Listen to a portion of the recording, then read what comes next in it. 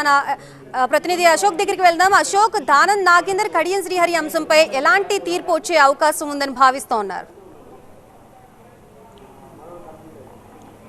Right. ఈ 10 మంది ఎమ్మెల్యేలలో 8 మందికి సంబంధించినటువంటి తీర్పు అయితే మనం ఎక్స్పెక్ట్ చేసిందని చెప్పాలి. ఎందుకంటే వీళ్ళు డైరెక్ట్గా వచ్చి కలవడం కావచ్చు, వాళ్ళకి సంబంధించినటువంటి వివరాలను ఇవ్వడం కావచ్చు, అటున్నటువంటి ఏవైతే ఆరోపణలు చేశారో ఎమ్మెల్యేలకు సంబంధించినటువంటి అడ్వకేట్లతో చాలా గట్టిగా వాదనలు వినిపించారో దానికి సంబంధించిన రిజల్ట్ వచ్చింది. బట్ ఈ ఇద్దరు ఎమ్మెల్యేలకు సంబంధించినటువంటి దానిపైన మాత్రం ఒక సస్పెన్స్ కొనసాగుతుంది. ఎందుకంటే దానం నాగేందర్ విషయానికి వస్తే ఆయన డైరెక్ట్గా సికింద్రాబాద్లో పోటీ చేయడం జరిగింది, ఎంపీగా ఈ కాంగ్రెస్ గుర్తుతో పోటీ చేయడం జరిగింది. అలాగే కడియం శ్రీహరి విషయానికి వస్తే ఆయన కూతురు విషయంలో కూడా ఆయన డైరెక్ట్గా అనేక సభల్లో కాంగ్రెస్ సభల్లో పార్టిసిపేట్ చేయడం జరిగింది. సో ఇవన్నీ కూడా ఆధారాలు గట్టిగా ఉన్న నేపథ్యంలో వాళ్ళు ఇంతవరకు వచ్చి స్పీకర్ని కలవలేదు. వాళ్ళకి సంబంధించినటువంటి వాదనలు ఎక్కడ కూడా వినిపించలేదు.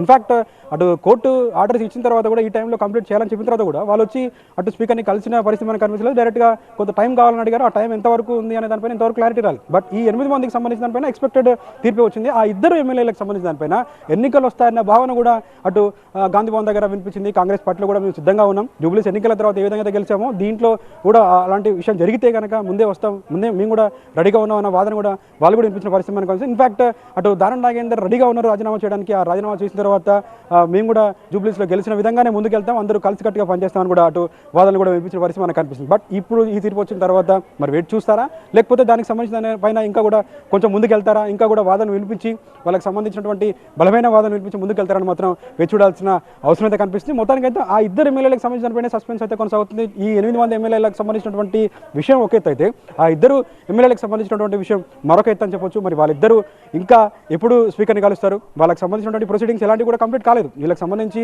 గత కొన్ని రోజుల నుంచి చాలా రోజుల నుంచి కూడా 8 మందికి సంబంధించినటువంటి వాటి 3 దఫాలుగా కూడా విచారించడం జరిగింది. ఆ 3 దఫాలు అనేక అవర్స్ టైం తీసుకోవడం జరిగింది. ఒక్కొక్కరికి ఒక్కొక్క టైం ఇవ్వడం, ఇన్ఫాక్ట్ ఒక్కొక్కరికి మార్నింగ్ నుంచి ఈవినింగ్ వరకు కూడా అటు వాళ్ళ ప్రొసీడింగ్స్ అయితే కొనసాగాయి. కోర్టులో ఏ విధంగా అయితే ప్రొసీడింగ్స్ ఉంటాయో అదే విధంగా కొనసాగాయి. ఇవన్నీ విన్న తర్వాత స్పీకర్ ఒక నిర్ణయానికి రావడం జరిగింది. ఒక టైం కూడా కోర్టు ఇచ్చినటువంటి టైం కూడా దగ్గర పడుతున్న నేపథ్యంలో ఒక నిర్ణయం తీసుకున్నటువంటి స్పీకర్ దీనికి సంబంధించి ఈ రోజు ఒక నిర్ణయం వెలువడించడం జరిగింది.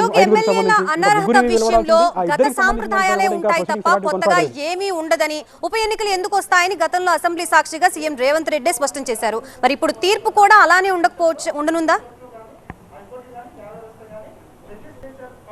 అంటే గతంలో కొన్ని విషయాలు జరుగుతాయి. అంటే బీఆర్ఎస్కి టీడీపీకి సంబంధించినటువంటి ఎమ్మెల్యే కావచ్చు, లేకపోతే కాంగ్రెస్కి సంబంధించిన ఎమ్మెల్యేలు కావచ్చు, కొంతమంది జాయిన్ అవ్వడం జరిగింది. దానికి సంబంధించి కోర్టుకు వెళ్ళినప్పటికీ కూడా ఇన్ఫాక్ట్ 1/3 వెళ్ళడం కావచ్చు, దానివల్ల ఎలాంటి గొడవ లేదు అన్న వాదన కూడా గతంలో వినిపించింది. బట్ ఈసారి మాత్రం డిఫరెంట్గా ఉంది. అయితే ఈ 8 మందికి సంబంధించినటువంటి తీర్పు విషయానికి వస్తే కేవలం అటు సీఎం చెప్పిన విధంగానే ఉంది. ఎలాంటి ఎన్నికలు రావు అన్న విధానం ఏదైతే స్పీకర్ డైరెక్ట్గా అసెంబ్లీలో చెప్పారో అదే దాన్ని కొనసాగింపుగా ఈ జడ్జిమెంట్ కూడా మనకు కనిపిస్తుంది. కానీ ఏదైతే ఇద్దరు ఎమ్మెల్యేలు ఉన్నారు, గతంలో ఎవరు కూడా పార్టీ మారిన తర్వాత పోటీ చేసిన పరిస్థితి మనకు కనిపిస్తలేదు. దానం నాగేందర్ విషయంలో మాత్రం అది డైరెక్ట్గా కనిపిస్తుంది. సో దానం నాగేందర్ విషయంలో మరి స్పీకర్ ఏ విధంగా ఉంటుంది, గతంలో ఇలాంటి సంఘటనలు ఎప్పుడు జరగలేదు కాబట్టి దాన్ని తీసుకున్నటువంటి స్పీకర్ దానిపైన తీసుకున్నటువంటి కేసు విషయంలో ఎలాంటి డెసిషన్స్ ఉంటే పోతాయో మాత్రం వేచి చూడాల్సిన అవసరం మనకు కనిపిస్తుంది. బీఆర్ఎస్కి సంబంధించినటువంటి ఎమ్మెల్యేలు ఇప్పుడు మీడియా పాయింట్కి చేరుకునే అవకాశం మనకు కనిపిస్తుంది. మీడియా పాయింట్ చేరుకున్న తర్వాత వాళ్ళు ఏం మాట్లాడతారని మాత్రం వేచి చూడాల్సిన అవసరం కనిపిస్తుంది. ఒకరొకరుగా లోపల నుంచి బయటకు వస్తున్న పరిస్థితి మనకు బయటకు వస్తున్నటువంటి సిచ్యువేషన్స్ అయితే మనం చూస్తున్నాం. వాళ్ళు